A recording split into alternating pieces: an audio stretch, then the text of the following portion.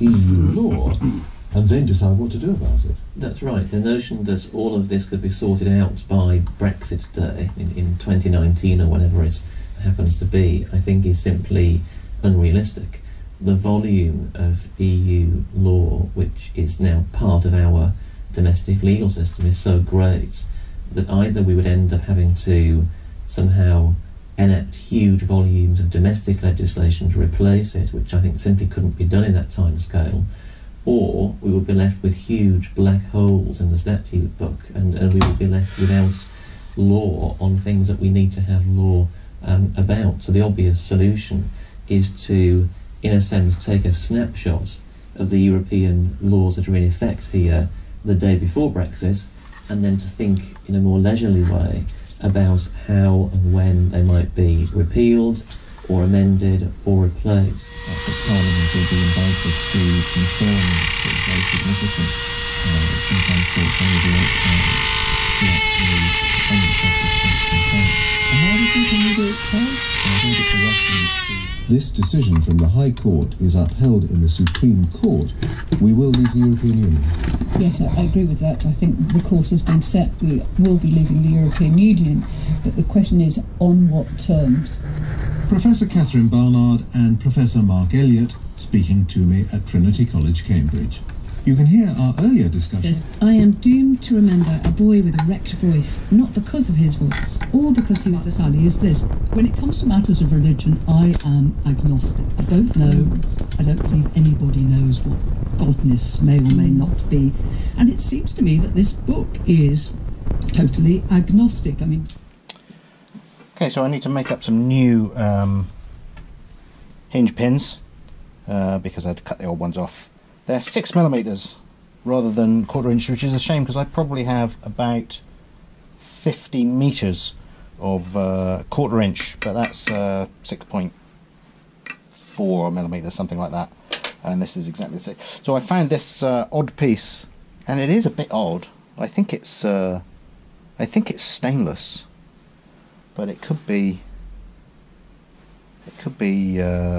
drill rod or hardening steel. It's got something written on it. I mean, it could actually be an anvil off a micrometer, so that could be exactly a perfect length of something. It seems a shame to cut it up, but then I always say stuff like that. It's the perfect size. I don't have any 6mm rod apart from this. It does seem a shame to cut this up. I mean, I rolled it on the surface plate. It is 100% perfectly flat. I mean, it's perfect. Anyway, I'm going to use it and chop it up, and fits on my doors really nicely. I won't touch these because I've already I just burned out a bit of rust that was left. Just got them red hot, let them relax a little bit, make sure they're dead dry. What I might do, what I'm going to do now is score the end of this a couple of millimeters, just to give the braze I think I'm going to use, because it's such a small part. Give the braze something to bite on. Right, so all I'm going to do is, let's use the bigger one for the main door. Just make sure that still fits in there. That should still be, oh, that's right. So, as you can see, I've just I literally just ran a file. God, that is hot. Just ran a file across there just to give it a little bit of bite, and then I'm just going to rest it like that. Get it super hot and braise it. Bottle on. Torch. I love this torch. So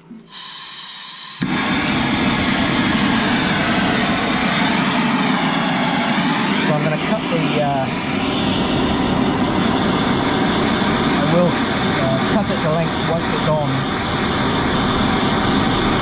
Turn it on the lathe.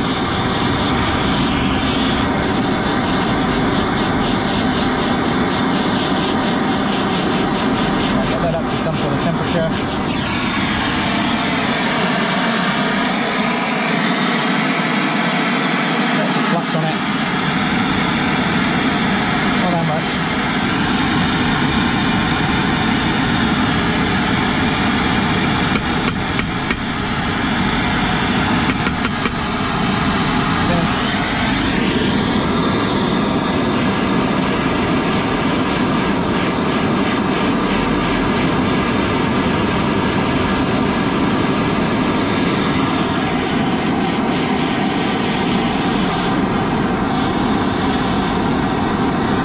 course, as soon as that gets hot, it starts to expand and it loosens off this rod. When it's red hot, this should just flow straight in.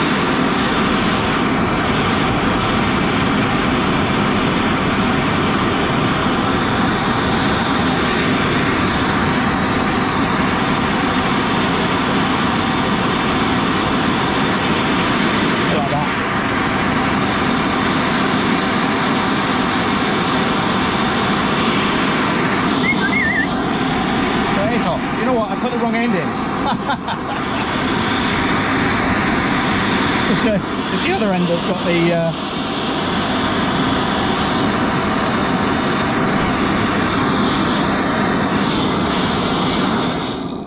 it's the other end that I put the knurl on. Well, not knurl, but you know what I mean. Now is that well, that's a hinge pin, you know what I mean.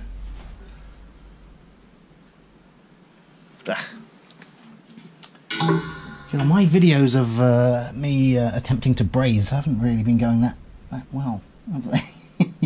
Okay. So I've stripped the door, I've got the mica out of it. There's a plate that goes on the back, or a grid. Which way up was this? How's my memory doing? I think it was that way up. That looks wrong. Must have been that way up. Remember, I had the thing upside down so many times. So what I did to try and straighten this out, try and straighten the knob out here, which has gone on slightly skew-if. I think because the hole was slightly skew-if. Because the old pin, actually I just cut the old pin off. No, one of them snapped off, didn't it, as I tried to wiggle it out. Anyway, there it is. It doesn't look so bad until you start doing stuff like that. It does look bad. It looks rustic. So I thought I'd try and bend that straight a bit, and all I've done is bent this 100% perfectly flat rod. So there we go. So it's going to go through the main, but maybe we should go out and have a look at the old. Let's go and have a look at the old stove in case it's the other end. I can't remember the exact setup of the main body. So let's go and have a look at that, and then set this up in there. Ah, I forgot about all this stuff.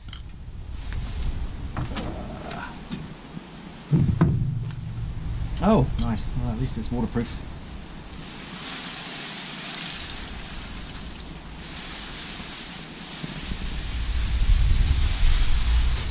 Aha.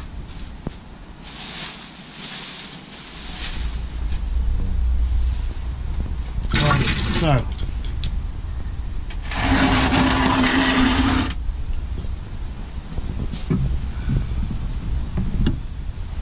Oh, it's that way around. That's interesting.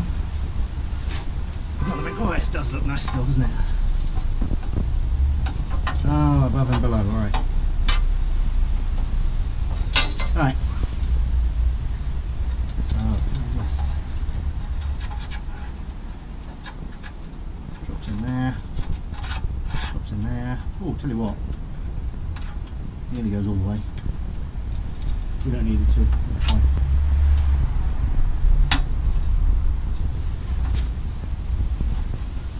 That's okay. So it just needs to come.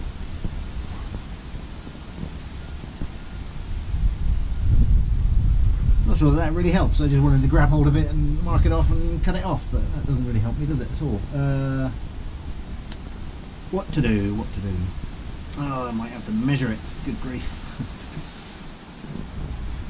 Actually, it only needs to be about 1/4 of an inch beyond it, so let's do that. That there. That there is fine.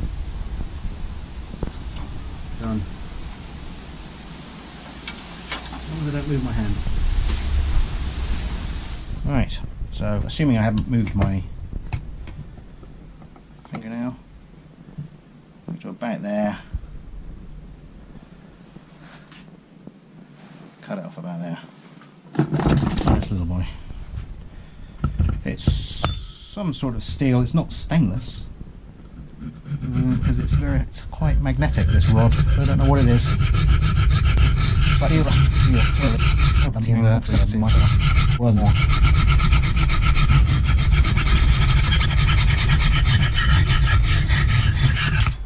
Alright. It'll be hot. Oh, sorry.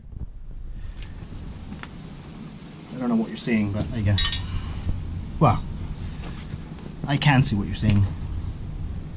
It does do that. That GoPro does this amazing thing that you use your iPhone as a viewer, but and it's voice control and all this kind of thing. But ultimately, the difficult part is in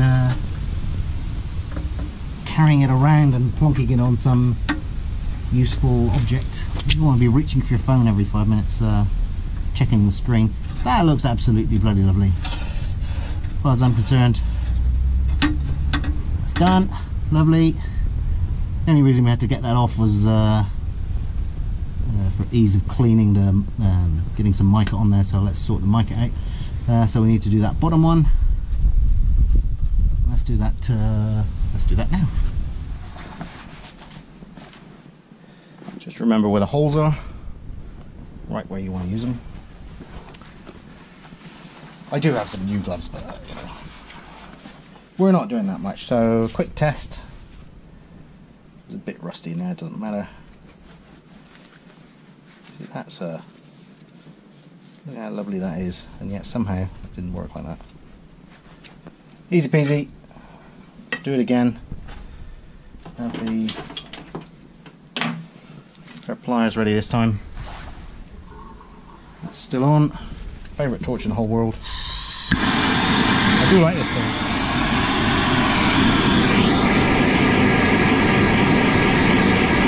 So this time we'll use the end that we actually have prepared. Like I say, it's not a structural component as such.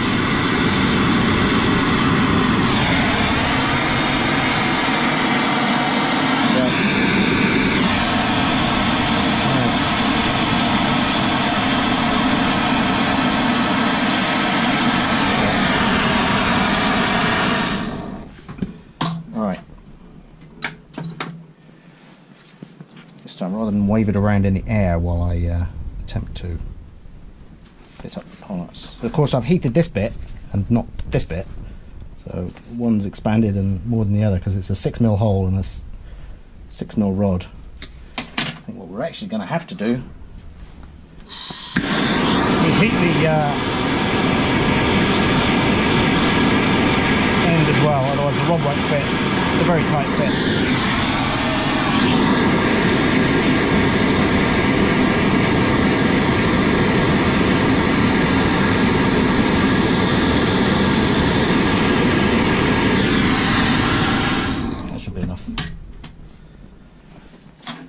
So now that this is warm, it should have expanded enough for us to get that in. Oh, it is. In fact, it's loose. Great. So that's on there. Ah, vapor lock. So it wanted to push itself out. There we go. Can't. Well, it might shoot up in the air. One way to tell.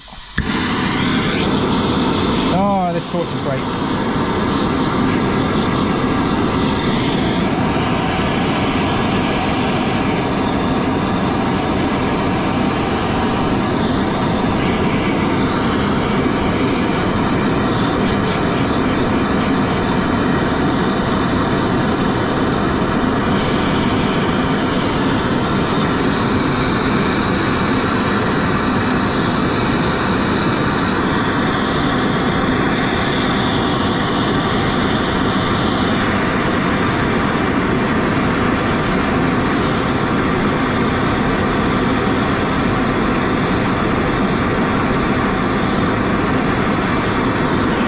Too soon.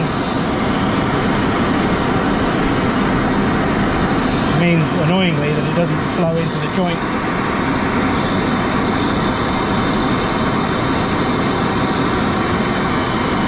There you go. On my arm. Just make sure that we've got the other side as well. It should go all the way through by capillary action, you know.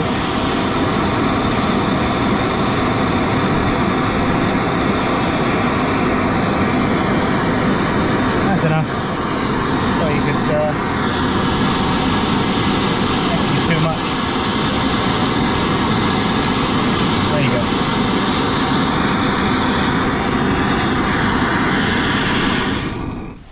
Yeah, there is still too much. I might have to machine that off. But it's on anyway. Well, we'll set it up in the lathe and obviously you don't need it to be perfect, but let's have a go at tidying it up.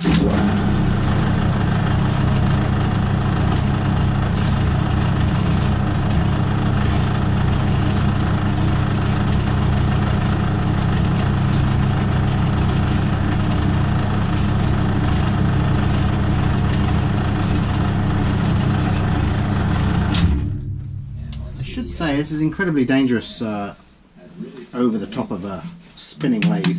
This is relatively smooth. There's no grip here. I probably shouldn't be using a long sleeve top. In fact, I'm going to stop using my long sleeve top when I do this, because if that catches, this material is strong enough to just